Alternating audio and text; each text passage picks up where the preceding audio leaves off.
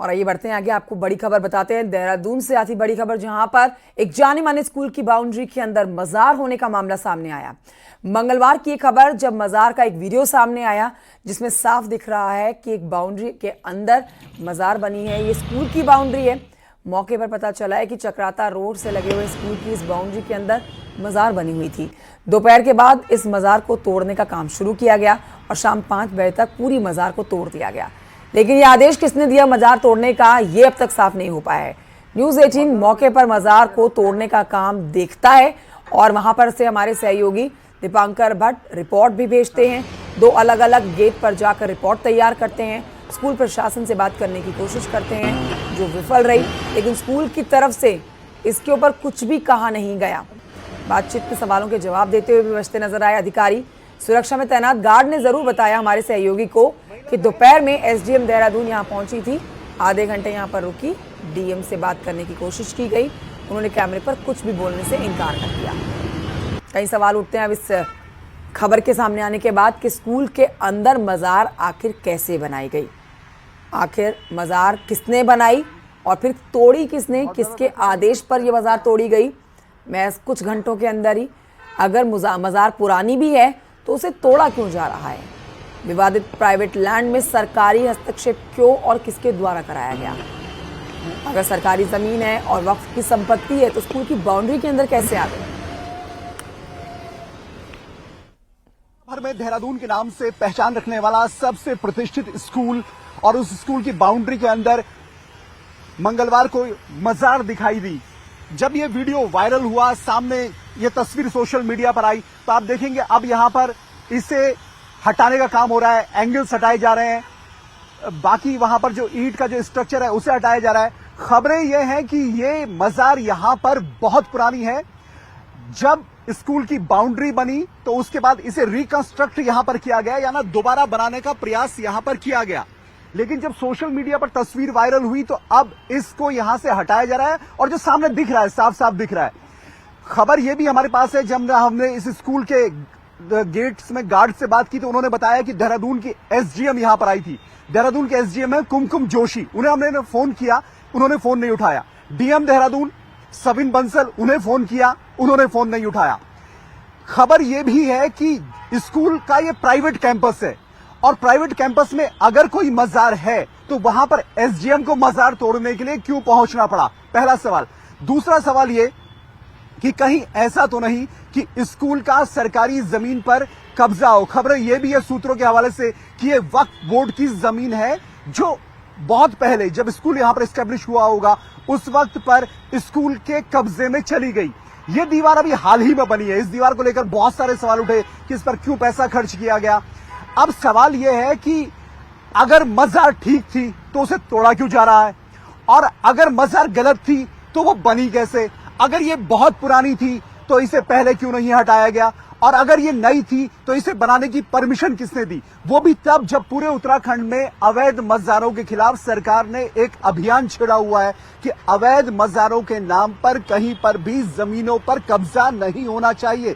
ऐसे में चक्राता रोड, जहां पर मंत्रियों के बंगले हैं यमुना कॉलोनी में, उसके ठीक सामने एक प्रतिष्ठित स्कूल, और उस स्कूल की बाउंड्री के अंदर अगर मजार बन रही है, मजार का जब सोशल मीडिया पर वीडियो वायरल होता है तो फिर उसको तोड़ने का यहां पर काम किया जाता है, प्रशासन पहुंचता है, लेकिन प्रशासन इस पर कुछ कहना भी नहीं चाहता। दीपक उपाध्याय के साथ दीपांकर भट्ट, न्यूज़ 18 देहरादून।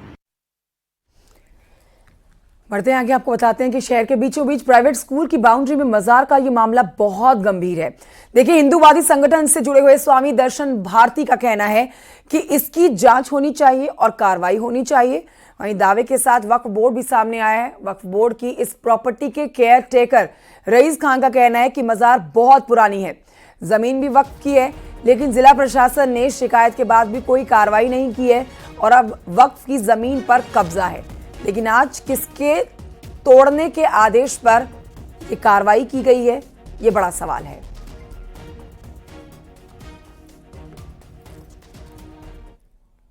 बताइए, जो देहरादून मतलब उत्तराखंड का, मतलब इन देश का इतना नामी गिरामी स्कूल, अगर उसके बाउंड्री के वाल के अंदर, उसके क्षेत्र के अंदर कोई मजार बनाई जा रही है, तो ये उत्तराखंड के लिए बड़ा दुर्भाग्यपूर्ण होगा, और पूरे देश के लिए भी मैं कहूंगा।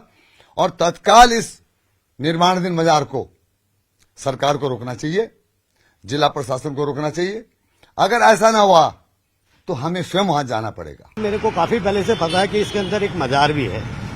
सन 2000 के आसपास में एक बार स्कूल में गया था तो मेरे को मालूम था कि मैं गया था कि यहाँ एक मजार भी है। इसका नंबर है कि खसरा नंबर 6, 8 और 11, 57.30 एकड़ जमीन है ये सारी। मेरे को लगता है 2-4 तो उधर मजार के आसपास ही हैं और 10-20 घर होंगे और बाकी जो है डीएम से हमने बात की, उन्होंने कहा हमने तोड़ने का आदेश नहीं दिया और एसडीएम यहाँ पहुंचती है तो इसे तोड़ कौन रहा है? मतलब आपकी प्रॉपर्टी वक्फ की, आपका जो दावा है टूट रही है स्कूल की बाउंड्री के अंदर, प्राइवेट प्रॉपर्टी है। डीएम कहते हैं हमने तोड़ने का ऑर्डर, तो तोड़ कौन रहा है इसे? देखो ये मेरी जानकारी में नहीं है। मेरे पास अभी किसी का फोन आया था कि तुम्हारी उस पर तोड़ने के लिए गए हैं। मैंने कहा चलो मैं देखता हूँ। अब आगे की मैं तो वक्फ बोर्ड को सूचित करूंगा, वक्फ बोर्ड से मालूम करूंगा कौन तोड़वाने का प्रयास कर रहा है इसको। मेरे भी जानकारी में है नहीं है। बढ़ते हैं आगे, आपको बताते हैं केदारनाथ चुनाव को लेकर सीएम धामी जोर शोर से प्रचार कर रहे हैं। इस बीच सीएम धामी ने रुद्रप्रयाग में अनुसूचित जाति स्वाभिमान सम्मेलन में शिरकत की है और इस दौरान मुख्यमंत्री ने केदारनाथ उपचुनाव में बीजेपी के उम्मीदवार आशा नौटियाल के लिए जनता से भर भर कर वोट देने की अपील की है। सीएम धामी ने कहा है कि राज्य के विकास के लिए सरकार लगातार काम कर रही है। ये भी उन्होंने कहा है कि पीएम मोदी के मार्गदर्शन में भव्य और दिव्य केदारपुरी का निर्माण हो रहा है। सीएम धामी ने कांग्रेस पर हमला बोला। मुख्यमंत्री ने कहा कि कांग्रेस सिर्फ झूठ बोलने और अफवाह फैलाने का काम करती है। विपक्ष के पास कोई मुद्दा नहीं है, इसलिए कभी यात्रा को लेकर भ्रम फैलाते हैं। आप स्वयं बताइए कि जो लोग बाबा केदार के दर्शन करने आएंगे उनको कोई कैसे कोई इधर उधर डाइवर्ट कर सकता है। और मेरे मुख्यमंत्री के रूप में काम करने के बाद ये यात्रा लगातार बढ़ी है और इस बार भी जबकि 56 दिन यात्रा कम हुई है आपदा के कारण से, कुछ तिथि लेट होने के कारण से, उसके बाद भी 16.5 लाख से अधिक तीर्थयात्रियों ने यहाँ के दर्शन किए। और कभी कहते हैं कि जी कहीं शिला कोई लेके चला गया। अरे मैं तो कभी इस प्रकार का कृत्य, मैंने आज पूरे सार्वजनिक मंच से बाबा केदार की सौगंध खा के मैंने कहा कि इस प्रकार का कृत्य मेरे द्वारा कभी नहीं हुआ है और ये लोग झूठ भ्रम फैला रहे हैं। बाबा ही विचार करेंगे इन लोगों के बारे में। कांग्रेस ने नगर निकाय चुनाव के लिए जिताऊ उम्मीदवारों की तलाश तेज कर दी है। कांग्रेस के राष्ट्रीय सचिव प्रकाश जोशी को हरिद्वार जिले का नगर निकाय चुनाव प्रभारी बनाया गया है। प्रकाश जोशी हरिद्वार जिले में सभी नगर निकायों में कार्यकर्ताओं के साथ मीटिंग कर रहे हैं। प्रकाश जोशी ने शिवालिक नगर के सामुदायिक केंद्र और हरिद्वार में नेहरू युवा केंद्र में भी कार्यकर्ताओं और स्थानीय नेताओं के साथ में मीटिंग की है और चुनाव की रणनीति पर चर्चा की है। प्रकाश जोशी ने दावा किया है कि पिछले 2 उपचुनावों में कांग्रेस को जीत मिली है, जिससे जनता का मूड पता चलता है और आने वाले नगर निकाय के चुनाव में भी कांग्रेस सभी निकायों पर जीत का परचम लहराएगी। भारतीय जनता पार्टी की सरकार, प्रदेश सरकार स्थानीय निकाय चुनावों को पीछे ढकेलती जा रही है, लेट करती जा रही है। उससे स्पष्ट दिखता है कि उनके अंदर एक दहशत है, एक भय का माहौल है चुनाव हारने का। वो डर है, उसी डर की वजह से चुनाव नहीं करवा पा रही। केदारनाथ उपचुनाव से जुड़ी हुई एक और वीडियो जो है वो सामने आया है और वो वायरल हो रहा है, जिसमें आपको बता देते हैं कि दावा किया जा रहा है इस वायरल वीडियो में कैबिनेट मंत्री सतपाल महाराज हैं। वीडियो में आप देखेंगे कि बीजेपी के चुनाव कार्यालय में इनको जाना था, लेकिन वो गलती से कांग्रेस के चुनाव कार्यालय में चले गए। किसी कार्यकर्ता ने वीडियो बनाया, सोशल मीडिया पर डाला, वीडियो वायरल हो गया, लेकिन इस बात का अभी तक पता नहीं चल पाया है कि ये वीडियो सच है या फिर झूठा है। न्यूज़ 18 इस वायरल वीडियो की पुष्टि नहीं करता है।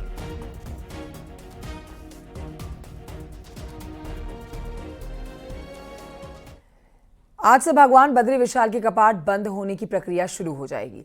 देखिए, बद्रीनाथ धाम में पंच पूजाएं इस समय शुरू हो गई हैं।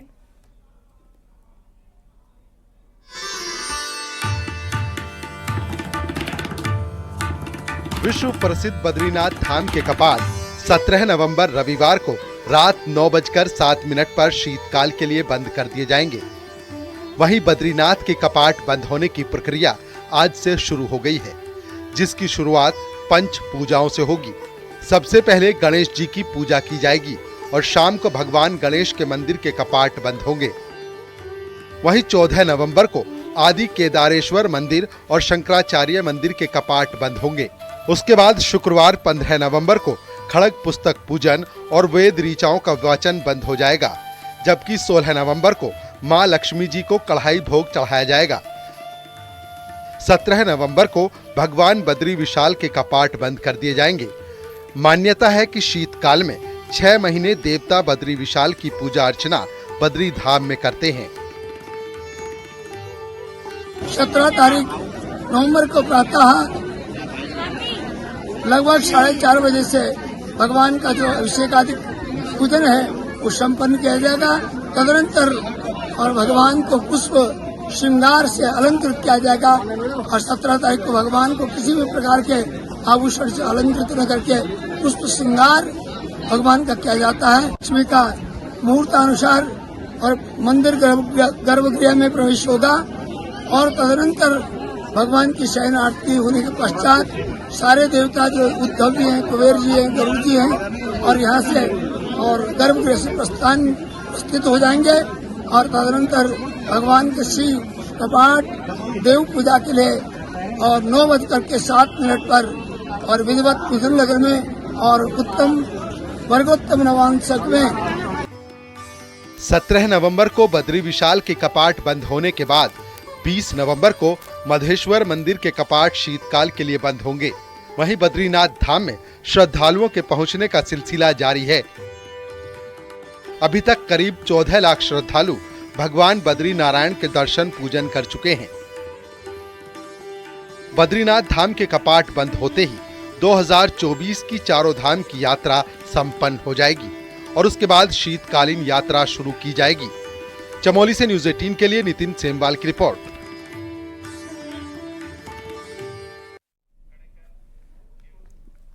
खबर हरिद्वार से है, जहां पर BHEL इलाके में सांपों के जोड़े की अटखेलियां वाला एक वीडियो सोशल मीडिया पर वायरल हो रहा है।